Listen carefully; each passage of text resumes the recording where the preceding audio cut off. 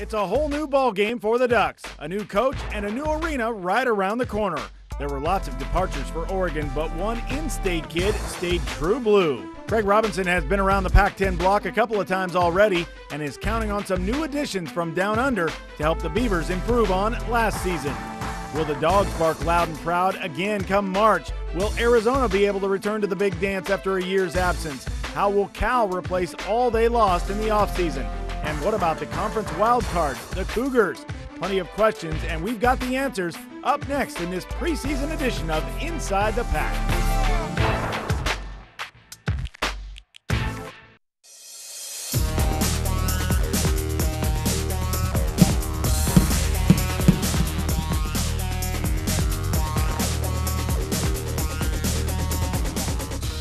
I know they have aspirations of finishing a lot higher, and so does the coaching staff. We're a little undermanned. We've got some new guys, but the 10 scholarship athletes we have, we're going to have to stay healthy.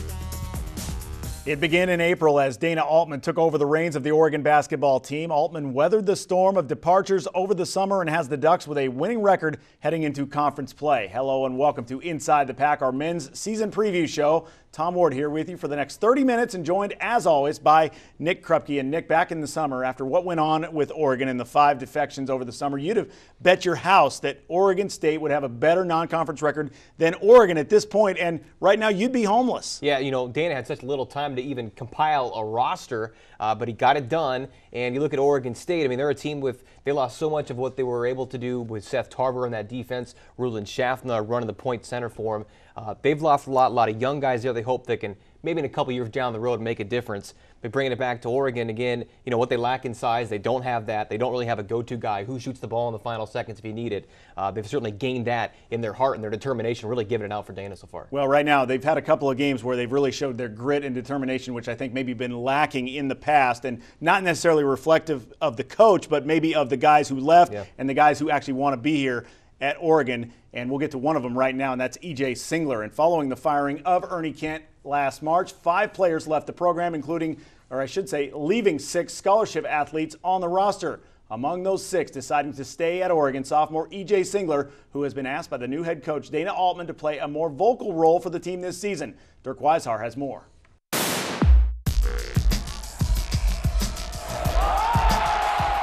Blue guy. Blue collar guy. E.J. Singler may be the guy for the Ducks this season. Anybody who works hard, that's a big compliment. He just brings it every day. He's one of the first guys to practice every day. He's one of the last guys to leave. I take it in a positive way. I like to be called, the glue guy or the blue collar guy. That means I'm working hard. With the departure of 6 players from last year's squad, the sophomore from Medford finds himself front and center for Oregon, deciding to stay in Eugene despite the coaching change. I never really even thought about leaving.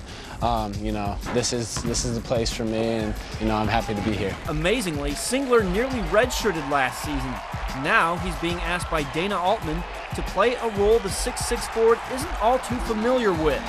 Vocal leader of the team. I've always really kind of kept to myself, but I definitely need to talk to especially the younger players, how to do it, how to get through a Pac-10 season. So that's a big change for me, is vocally this year. Singler played in all 32 games last season, starting in 22 of those. He averaged 4.3 rebounds and 6.1 points per contest. I just want to be a complete player. I want to make my teammates better, and really show my confidence on the floor this year, and just make a lot of plays, basketball plays this year. With that attitude, this guy just might be what the Ducks needed in a transitional season. For Inside the Pack, I'm Dirk Weishar. Thanks a lot, Dirk. And Oregon has all but moved into the new Matt Knight Arena on Franklin Boulevard in Eugene. The $200 million venue will replace the aging Mac Court, and what a replacement it is. Upgrades aplenty, Nick. Yeah, that thing is swanky. Deep in the Woods is painted on the floor that is surrounded by brown fir trees. Kilkenny floor pays homage to the landscape of the area and the Tall Firs 1939 National Championship team. The court was made by the same company that produces the floors for the Final Four. And at first, when you walk in, the floor really does truly floor you. You go, wow, that's certainly something different. But I think if you're a fan, you maybe like that it doesn't have a whole lot of corporate sponsorship hanging around in there either. Well, yeah, and I think those of us who grew up with Mac Court, also sad to see that building go, but certainly when you look at the lifespan, it certainly was time for a new building. Now I think the key thing to watch for is, will the Ducks sell it out this season? We'll talk more about that later in the show. Yeah, moving on though to Oregon State. Year 2 of the Craig Robinson regime brought some disappointment as the Beavers appeared to falter just a bit down the home stretch, losing 5 of their final 7, including the season-ending loss to Boston U in that CBI. With more now in Oregon State, here's Phil Milani.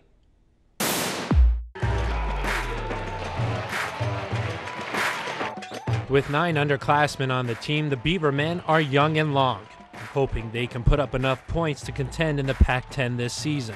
The seniors, the coaching staff, our goal is get to the NCAA tournament.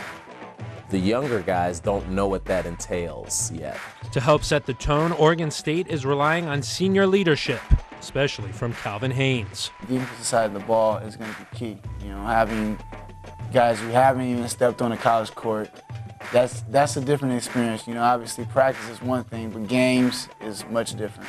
One player who just recently joined the Beavers out on the court is redshirt freshman Roberto Nelson, after he sat out last season due to academic ineligibility. He is not only athletically a gifted basketball player, but he has a very high basketball IQ. I think he's coming along really well. I think, you know, he'll help take pressure off of me and the other guys. One player noticeably missing is last season's Pac-10 Defensive Player of the Year, Seth Tarver. It'll be slow at first, but, you know, because obviously we're missing our head of the snake, Seth, but I think we have some guys that can fill the spot. It's going to be a change, but I think with the guys we brought in, I think we won't miss a beat. In Coach Craig Robinson's 3rd season at the helm, the Beavers think they're heading in the right direction. For Inside the Pack, I'm Phil Milani.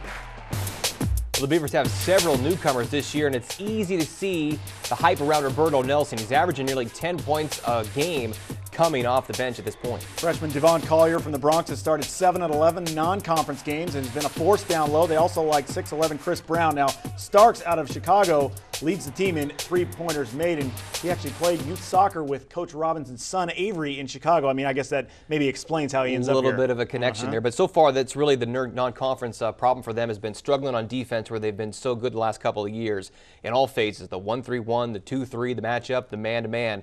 And Calvin talked about it. It's the head of that snake there, Seth Tarver, gone, where he was so big on getting his hand in on all those plays. Certainly going to be tough to replace Seth Tarver. I mean, he was responsible for, I don't know, over the last couple of years, what, 10 wins? An all Pac-10 defensive player. Yeah, I mean, he single-handedly helped bring them up, and that's going to be a tough hole to fill there for Craig Robinson. But the departures of Matt Humphrey, Josh Criddle, Jamil Wilson, and Michael Dunnigan left Dana Altman and his staff scrambling to find players during the offseason, but they did manage. Still to come on this Inside the Pack preseason special, one Duck who has taken quite the route to wind up starting at Oregon, and one Christmas night that changed his life forever.